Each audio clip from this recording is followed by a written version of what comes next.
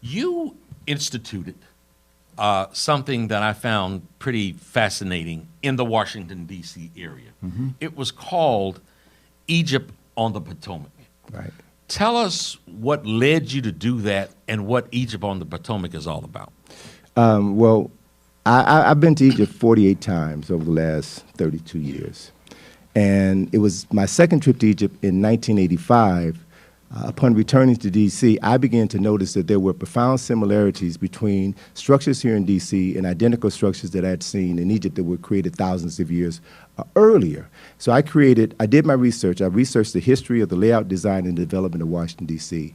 And in 1986, I introduced what was then known as the Afrocentric Tour of Washington, D.C. We now call it the Egypt on the Potomac. And essentially what comes out of that research is there was a concerted effort on the part of America's founding fathers to recreate the architectural, symbolic, and spiritual essence of Nile Valley culture and civilization here in the Potomac River Valley. And so everything from the layout of the city, the original design of the city, the location of the city was all designed to replicate geographically, symbolically, and spiritually the essence of Nile Valley culture. Now, let me ask you, what is the sense of how the founding fathers, those who laid out the country, how were they aware of the lands of Egypt? Many of them were Masons. And so what you find in Masonry is Masons claim a direct lineage back to ancient Egypt. They say that the first Mason, the first builder of stone was Ramesses II. Ramesses was late in the game, but if you follow that definition, the first builders of stone were African. Imhotep designed the first man-made structure of stone, the step pyramid of Zoser, which was built 2700 BC.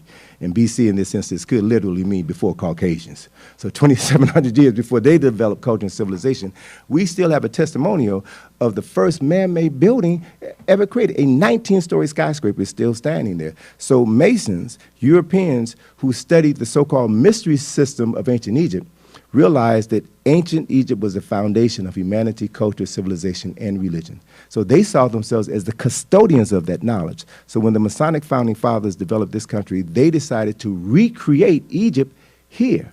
So if you look at on the back of the dollar bill, the symbols of the Great Seal on the back of the dollar bill speak to that. That's why you have a pyramid on the reverse of the Great Seal. That's why you have the eye above the pyramid. The eye above the pyramid, Brother Rock, is the eye of Heru, the son of Asar and Aset. That's why you have the Washington Monument is in the geographical center of the original 10-mile square of Washington, D.C. Article 1, Section 8 of the U.S. Constitution states that the planned capital of this nation was to be a 10-mile square. Why a 10 mile? Why a square and why 10 miles? That's all part of Masonic lore. And the object that was placed in the geographical center of that 10-mile square is the Washington Monument. No building could be taller than that structure. 555 feet. What does that mean? The number 5 is a number that represents man. Right? So that monument is 555 feet high, 55 feet wide. So all of the measurements associated with that number are 5. The number 5 represents man. And so the question is, who is the man that monument represents? We're taught that it's George Washington. But if you go inside of the monument, above the elevator is a plaque of George Washington, the elevator that takes you up to the observation deck on the 500-foot level. Above the image of George Washington is a symbol called the Heru Badet. That is the symbol that was carved above the entrance of every temple in ancient Egypt. That was a symbol that came to represent Heru defeating Set and restoring his father's kingdom. And it's right downtown. It's right downtown. But most folk don't know. Yeah, and look, I go by and I found out that if you look from the Capitol to the monument to the Lincoln Memorial, there's a straight line. Exactly. And from the Jefferson Memorial to the monument to the White House, it's a straight line. Exactly. They intersect in the middle and make a cross. At the Washington Monument. At the Washington Monument. Exactly. Now, on the other side of the White House starts 16th Street, Northwest Washington, D.C. Talk to us about the significance of 16th Street and that supposedly there are more religious institutions on 16th Street than anywhere else per capita, square mile, whatever it is. Right. There's a park on 16th Street called Meridian Hill Park.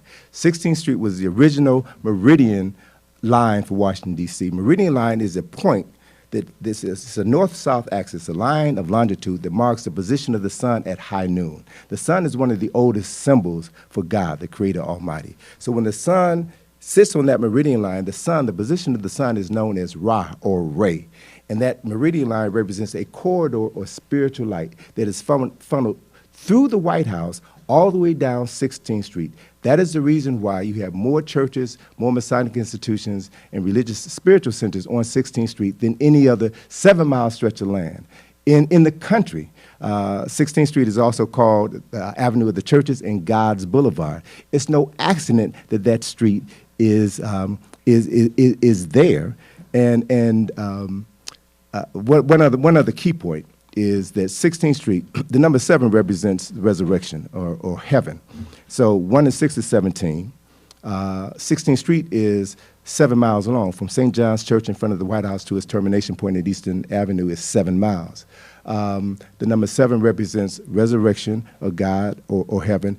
16th Street also is the 77th degree of longitude on the map. That's not an accident. These people did their homework. See, when you're in a position of creating a new nation, what you want to do is to study the best examples of nation building that ever existed. So these America's Masonic founding fathers went back through their history and found the best examples existed in Egypt. And so they literally recreated Egypt, the Nile River Valley and the Potomac River Valley. And the issue is, you may not really understand what this is all about, but this location, these shapes, these alignments generate specific energy. And those who understand that that energy is present and know how to use that energy will empower themselves to do things that the average person cannot do.